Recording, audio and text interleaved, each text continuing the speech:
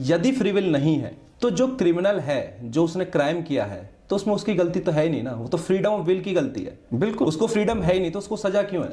नहीं, उसको सजा इसलिए है क्योंकि फिर एक दूसरा पक्ष है जिसका मूड है सजा देने का। फ्री विल का अर्थ नहीं है स्वतंत्रता, ये परिभाषा है।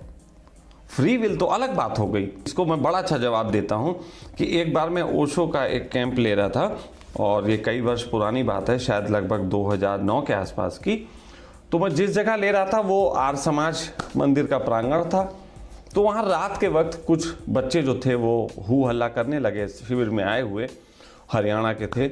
तो मुझे वहाँ के आयोजक ने बुलाया और कहा, स्वामी जी बच्चे बहुत हुड़दंग कर रहे हैं और ऐसे तो मंदिर में हमारी जो है वो बुकिंग कैंसिल हो जाएगी और कल ही शिविर समाप्त। तो मैं उन बच्चों के पास पहुंचा, मैंने कहा कि आप यहाँ पे जो हैं क्या कर रहे हैं? तो कहने लगे कि बस मौज थी स्वामी जी, मौज में अपने। तो मैंने कहा ये आपकी जो मौज है, आपने सोचा कि ये मौज है कि उपद्रव है? तो बोले नहीं, हम ओशो तो कहते हैं जी में आए वो करो। तो मैंने कहा बिल्कुल। तो क्या ओशो केवल तुमसे कहते हैं या हमसे भी कहते हैं?